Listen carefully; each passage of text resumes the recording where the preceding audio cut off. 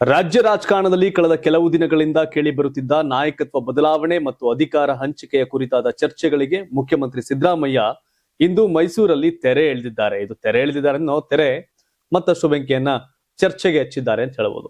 High command ತೀರ್ಮಾನವೇ ಅಂತಿಮ ಎಂದು ಹೇಳುವ ಮೂಲಕ ಸಿಎಂ ತಮ್ಮ ವಿರೋಧಿಗಳಿಗೆ ಹಾಗೂ ಸ್ವಪಕ್ಷೀಯರಿಗೆ ನೇರ ಸಂದೇಶ ರವಾನಿಸಿದ್ದಾರೆ. ಇಂದು ಮಾಧ್ಯಮಗಳೊಂದಿಗೆ ಮಾತನಾಡಿದ ಸಿಎಂ ಸಿದ್ದರಾಮಯ್ಯ ತಮ್ಮ ಅಧಿಕಾರಾವಧಿಯ ಬಗ್ಗೆ ಅತ್ಯಂತ ಸ್ಪಷ್ಟವಾಗಿ ಮಾತನಾಡಿದ್ರು. ಹೈಕಮಾಂಡ್ ಹೇಳಿದ್ರೆ ನಾನು ಪೂರ್ಣ 5 ವರ್ಷ ಮುಖ್ಯಮಂತ್ರಿಯಾಗಿ ಇರ್ತೇನೆ. ರಾಜ್ಯದಲ್ಲಿ ಕಾಂಗ್ರೆಸ್ ಸರ್ಕಾರ ಸುಭದ್ರವಾಗಿದೆ ಅಂತ ವಿಶ್ವಾಸನ ವ್ಯಕ್ತಪಡಿಸಿದ್ರು. ನಾನು ಕೇವಲ ಹೈಕಮಾಂಡ್ ಮಾತನ್ನಷ್ಟೇ ಕೇಳುವುದು, ಅವರು ನನ್ನನ್ನ ಇರಲು ಹೇಳುವವರೆಗೆ ನಾನು ಇರ್ತೇನೆ. ವೈಯಕ್ತಿಕ ಹೇಳಿಕೆಗಳಿಗೆ ಕವಡೆ ಕಾಸಿನ ಕಿಮ್ಮತ್ತಿಲ್ಲ. ಬೇರೆ ಯಾರೋ ಏನೋ ಮಾತನಾಡಿದ್ರೆ ಅದು ಅವರ ವೈಯಕ್ತಿಕ ವಿಚಾರ, ಅದಕ್ಕೂ ಸರ್ಕಾರಕ್ಕೂ ಸಂಬಂಧವಿಲ್ಲ. ನೀವು ಎಷ್ಟೇ ಬಾರಿ ಪ್ರಶ್ನೆ ಕೇಳಿದ್ರು ನನ್ನ ಉತ್ತರ ಮಾತ್ರ ಹೈಕಮಾಂಡ್ ಅಷ್ಟೇ. ದೆಹಲಿ ಪ್ರವಾಸದ ಬಗ್ಗೆ ಮಾತನಾಡುತ್ತಾ ಇದು ಕೇವಲ ಆಡಳಿತಾತ್ಮಕ ಮತ್ತು ಪಕ್ಷದ ಆಂತರಿಕ ವಿಚಾರಗಳ ಚರ್ಚೆಗೆ ಸೀಮಿತವಾಗಿದ್ದು ಇದರಲ್ಲಿ ಬೇರೆ ಅರ್ಥ ಹುಡುಕುವ ಅಗತ್ಯವಿಲ್ಲ ಅಂತ ತಿಳಿಸಿದ್ರು. ಸಿದ್ದರಾಮಯ್ಯ ಅವರ ಈ ಖಡಕ್ ನಿಲುವು ರಾಜಕೀಯ ವಲಯದಲ್ಲಿ ಸಂಚಲನ ಮೂಡಿಸಿದೆ. ಹೈಕಮಾಂಡ್ ಬೆಂಬಲ ತಮಗಿದೆ ಎಂದು ಸಾರುವ ಮೂಲಕ ಪದೇ ಪದೇ ಮುಖ್ಯಮಂತ್ರಿ ಬದಲಾವಣೆಯ ಮಾತು ಎತ್ತುತ್ತಿದ್ದವರಿಗೆ ಸಿಎಂ ಮೈಸೂರು ಮಣ್ಣಿನಲ್ಲೇ ಉತ್ತರ ಕೊಟ್ಟಿದ್ದಾರೆ. ಹೈಕಮಾಂಡ್ ಹೇಳ್ದಂಗೆ ಅಂತ ಹೇಳ್ತಾವ್ರೆ, ಆದ್ರೆ ಹೈಕಮಾಂಡ್ ಇಳಿ ಅಂದ್ರೆ ಇಳಿತೀನಿ ಅನ್ನೋ ಪದವನ್ನ ಬಳಸ್ತಾರೆ. ಬಟ್ ಅವ್ರು ಇಳಿ ಅಂತ ಹೇಳಲ್ಲ ಅಂತ ಅವ್ರ ನಂಬಿಕೆ. ಹಾಗಾಗಿ ಹೈಕಮಾಂಡ್ ಹೇಳಿದ್ರೆ ನಾನೇ 5 ವರ್ಷ ಅಂತ. ಆದ್ರೆ ಸಿದ್ದರಾಮಯ್ಯನವ್ರ ಹಣೆ ಬರ, ಲಕ್ಕು, ಡಿ.ಕೆ. ಶಿವಕುಮಾರ್ ಅವರ ನತದೃಷ್ಟತನವೋ ಏನೋ ಗೊತ್ತಿಲ್ಲ. ಸೊ ಅದು ನಡೀತಾ ಇದೆ. ಕಾಂಗ್ರೆಸ್ ಹೈಕಮಾಂಡ್ ತನ್ನ ಎಡವಟ್ಟಿಗೆ ಆಗ್ಲೇ ಈಶಾನ್ಯ ಭಾರತವನ್ನ ಕಳೆದುಕೊಂಡಿದೆ. ಕಾಂಗ್ರೆಸ್ ಹೈಕಮಾಂಡ್ ಅಲ್ಲೆಲ್ಲ ವಿಜಯ್ಗೆ ಹೋಗ್ಬಿಟ್ಟು ಸಪೋರ್ಟ್ ಮಾಡಕ್ ಓಡಾಕ್ತಾರಪ್ಪ. ಇಲ್ಲಿ ವಾಟ್ ನೆಕ್ಸ್ಟ್ ಏನಾಗುತ್ತೆ ಅನ್ನೋದ್ರ ಪರಿಜ್ಞಾನ ಇಲ್ವಾ ಅಂತ. ಯಾಕಂದ್ರೆ ಕಾಂಗ್ರೆಸ್ಗೆ ಸಿದ್ದರಾಮಯ್ಯ ಅನಿವಾರ್ಯನ, ಡಿ.ಕೆ. ಶಿವಕುಮಾರ್ ಅನಿವಾರ್ಯನ ಅಂದ್ರೆ ಡಿ.ಕೆ. ಶಿವಕುಮಾರ್ ಅನಿವಾರ್ಯ, ನಾಟ್ ಸಿದ್ದರಾಮಯ್ಯ. ಏನ್ ಸಿದ್ದರಾಮಯ್ಯ ಕಾಂಗ್ರೆಸ್ ಪಾರ್ಟಿಗೆ ಬಂದಿಲ್ಲ ಅಂದ್ರೆ ಕಾಂಗ್ರೆಸ್ ಪಾರ್ಟಿನ ಅಧಿಕಾರಕ್ಕೆ ಬರ್ತಿಲ್ವಾ ರಾಜ್ಯದಲ್ಲಿ? ಸಿದ್ದರಾಮಯ್ಯ ಅವತ್ತು ಕಾಂಗ್ರೆಸ್ ಉದ್ಧಾರ ಮಾಡಕ್ ಕಾಂಗ್ರೆಸ್ ಸೇರಿದಿಲ್ಲ, ಜೆಡಿಎಸ್ ಬಿಟ್ಟು. ಜೆಡಿಎಸ್ ಅಲ್ಲಿ ಇರಕ್ಕಾಗಲ್ಲ ಅಂತ ಕಾಂಗ್ರೆಸ್ ಬಂದಿದ್ದು. ಆದ್ರೆ ಸಿದ್ದರಾಮಯ್ಯ ಇಂದ ಕಾಂಗ್ರೆಸ್ ಅಲ್ಲ, ಕಾಂಗ್ರೆಸ್ ಇಂದ ಸಿದ್ದರಾಮಯ್ಯ ಮುಖ್ಯಮಂತ್ರಿ ಆಗಿರೋದು.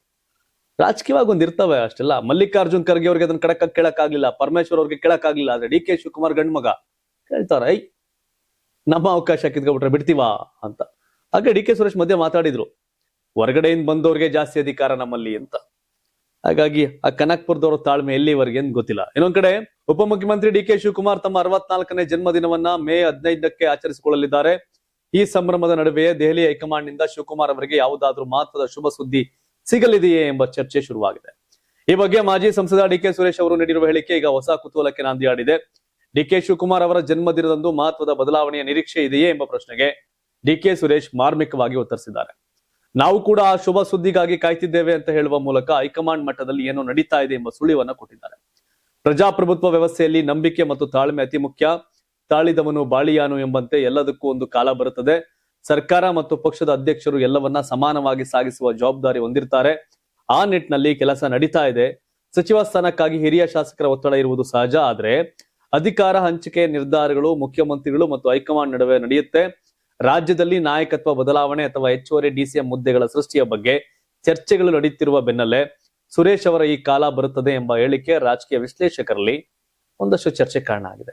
ಇದು ಕೇವಲ ಹುಟ್ಟುಹಬ್ಬದ ಆರೈಕೆಯೋ ಅಥವಾ ದೊಡ್ಡ ಬದಲಾವಣೆಯ ಮುನ್ಸೂಚನೆಯೋ ಎಂಬಂತೆ ಕಾಡ್ತಾ ಇದೆ. ಒಟ್ಟಿನಲ್ಲಿ ಡಿ.ಕೆ. ಶಿವಕುಮಾರ್ ಬೆಂಬಲಿಗರು ಜನ್ಮದಿನದ ಸಂಭ್ರಮದ ಜೊತೆಗೆ ಹೈಕಮಾಂಡ್ ನೀಡಬಹುದಾದ ಸರ್ಪ್ರೈಸ್ ನಿರ್ಧಾರಕ್ಕಾಗಿ ಕಾದು ಕುಳಿತಿದ್ದಾರೆ. ಅಧಿಕಾರದ ಚದುರಂಗದಾಟದಲ್ಲಿ ಬ್ರದರ್ಸ್ ಲೆಕ್ಕಾಚಾರ ಫಲ ನೀಡುತ್ತಾ ಎಂಬುದನ್ನ ಕಾದು ನೋಡಬೇಕು.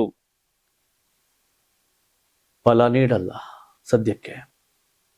15ನೇ ತಾರೀಕಿನ ಇವ್ರು ಮುಖ್ಯಮಂತ್ರಿ ಆಗ್ಲಿಲ್ಲ, ಘೋಷಣೆ ಮಾಡ್ಲಿಲ್ಲ ಅಂದ್ರೆ ಮುಂದೆ ಇವ್ರು ಕಾಯ್ದಲ್ಲ ಅರ್ಥ ಇಲ್ಲ. ಯಾಕಂದ್ರೆ ಅವ್ರು ಕೊಡಲ್ಲ. 3 ವರ್ಷ ಆದಾಗ್ಲೂ ಕೊಡಕ್ಕಾಗ್ಲಿಲ್ಲ ಅಂತಂದ್ಮೇಲೆ ಮತ್ತೆ 2.5 ವರ್ಷಕ್ಕೆ ಕೊಡ್ಲಿಲ್ಲ, 3 ವರ್ಷಕ್ಕೆ ಕೊಡ್ಲಿಲ್ಲ, ಇನ್ಯಾವ ಕೊಡ್ತಾರೆ? ಹಾಗಾಗಿ ಕಾಂಗ್ರೆಸ್ ಹೈಕಮಾಂಡ್ಗೆ ಡಿ.ಕೆ. ಶಿವಕುಮಾರ್ ಶಕ್ತಿ ಅರ್ಥ ಆಗಿಲ್ವೋ ಅಥವಾ ಡಿ.ಕೆ. ಶಿವಕುಮಾರ್ಗೆ ಬಗ್ಗೆ ಶಕ್ತಿ ಗೊತ್ತಾಗ್ತಿಲ್ವೋ ಗೊತ್ತಾಗ್ತಿಲ್ಲ. ಒಂದು ಡಿ.ಕೆ. ಶಿವಕುಮಾರ್ಗಾರ ಶಕ್ತಿ ಬಗ್ಗೆ ಗೊತ್ತಿರ್ಬೇಕು ಅವ್ರಿಗೆ, ಇಲ್ಲ ಡಿ.ಕೆ. ಶಿವಕುಮಾರ್ ಶಕ್ತಿ ಬಗ್ಗೆ ಹೈಕಮಾಂಡ್ ಗೊತ್ತಿರ್ಬೇಕು. ಎರಡೇ ಒಟ್ಟಿನಲ್ಲಿ ಅದೇನಾಗುತ್ತೆ ಅಂತ. ಮೇ ಅಂತಂತೂ ಮೆಗಾ ಮಂತ್ ಇದು ನೋಡ್ಬೇಕು. 5 ರಾಜ್ಯಗಳ ವಿಧಾನಸಭೆ ಚುನಾವಣಾ ಕಣ ರಂಗೇರಿ ಫಲಿತಾಂಶ ಹೊರಬೀಳ್ತಿದಂತೆ ಇತ್ತ ಕರ್ನಾಟಕ ಕಾಂಗ್ರೆಸ್ನಲ್ಲಿ ರಾಜಕೀಯ ಚಟುವಟಿಕೆಗಳು ಗರಿಗೆದರಿವೆ. ತಮಿಳುನಾಡು ಮತ್ತು ಕೇರಳದಲ್ಲಿ ಸರ್ಕಾರ ರಚನೆಯ ಕಸರತ್ತಿನಲ್ಲಿ ಬ್ಯುಸಿಯಾಗಿರ್ತಕ್ಕಂಥ ಕಾಂಗ್ರೆಸ್ ಹೈಕಮಾಂಡ್ ಶೀಘ್ರದಲ್ಲೇ ಕರ್ನಾಟಕದ ಗೊಂದಲಗಳತ್ತ ಗಮನ ಹರಿಸುವ ಸಾಧ್ಯತೆ ದಟ್ಟವಾಗಿದೆ.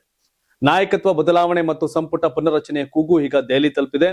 2023ರ ವಿಧಾನಸಭೆಯಲ್ಲಿ ಅಭೂತಪೂರ್ವ ಗೆಲುವು ಸಾಧಿಸಿ ಗ್ಯಾರಂಟಿ ಯೋಜನೆಗಳ ಮೂಲಕ ಜನರ ಮನ ಗೆದ್ದಿದ್ದ ಕಾಂಗ್ರೆಸ್ ಸರ್ಕಾರಕ್ಕೆ ಈಗ ಆಂತರಿಕ ಬೇಗುದಿ ಸಂಕಷ್ಟ ತಂದೊಡ್ಡಿದೆ. ಗ್ಯಾರಂಟಿಗಳು ಜಾರಿಯಾಗಿದ್ದರೂ ರಾಜ್ಯದಲ್ಲಿ ನಿರೀಕ್ಷಿತ ಮಟ್ಟದಲ್ಲಿ ಅಭಿವೃದ್ಧಿ ಕೆಲಸಗಳು ನಡೀತಾ ಇಲ್ಲ ಎಂಬ ಅಸಮಾಧಾನ ಒಂದೆಡೆಯಾದ್ರೆ, ಅಧಿಕಾರ ಹಂಚಿಕೆಯ ಗೊಂದಲ ಮತ್ತೊಂದೆಡೆ ಪಕ್ಷದ ಕಾರ್ಯಕರ್ತರಲ್ಲಿ ಗೊಂದಲವನ್ನ ಮೂಡಿಸಿದೆ. ಒಂದು ಬಣ ಸದ್ಯದಲ್ಲೇ ನಾಯಕತ್ವ ಬದಲಾವಣೆ ಆಗ್ಬೇಕು ಅಂತ ಪಟ್ಟು ಹಿಡಿದಿದ್ರೆ, ಮತ್ತೊಂದು ಬಣ ಸಿದ್ದರಾಮಯ್ಯ ಅವರೇ ಮುಂದುವರಿಯಲಿದ್ದಾರೆ ಎಂದು ಪ್ರತಿಪಾದಿಸ್ತಾ ಇದೆ. ಈಗಾಗಲೇ ರಾಜ್ಯದ ಹಿರಿಯ ಸಚಿವರು ಮತ್ತು ಶಾಸಕರು ದೆಹಲಿಗೆ ಭೇಟಿ ನೀಡಿ ಹೈಕಮಾಂಡ್ ನಾಯಕರನ್ನ ಭೇಟಿ ಮಾಡಿದ್ದಾರೆ. ರಾಜ್ಯದ ಪರಿಸ್ಥಿತಿಯನ್ನ ವಿವರಿಸಿ ಕೂಡಲೇ ಮಧ್ಯಪ್ರವೇಶಿಸುವಂತೆ ಒತ್ತಾಯಿಸಿದ್ದಾರೆ. ಹೊಸ ಮುಖಗಳಿಗೆ ಅವಕಾಶ ನೀಡಲು ಸಂಪುಟ ಪುನರ್ರಚನೆ ಮಾಡಬೇಕೆಂಬ ಒತ್ತಡವು ತೀವ್ರಗೊಂಡಿದೆ.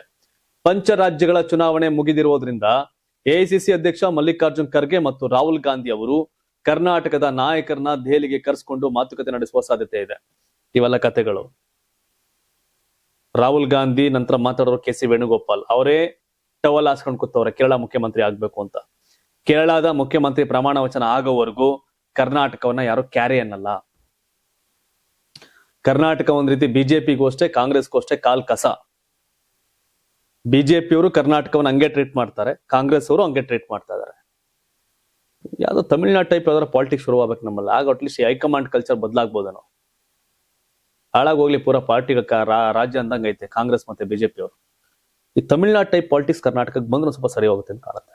ನೀವು ಸಣ್ಣ ಆಗ್ಬೇಕಲ್ವಾ? ಅದು ಒಂದು ಉತ್ತಮ ಆಹಾರದಿಂದ ಸಣ್ಣ ಆಗ್ಬೇಕಲ್ವಾ? ಪ್ರತಿದಿನ ನಮ್ಮ ಜೀನಿ ಸ್ಲಿಮ್ ನ ಯೂಸ್ ಮಾಡಿ ಯಾವುದೇ ಸೈಡ್ ಎಫೆಕ್ಟ್ ಇಲ್ದಂಗೆ ನೀವು ಸಣ್ಣ ಆಗ್ತೀರಾ.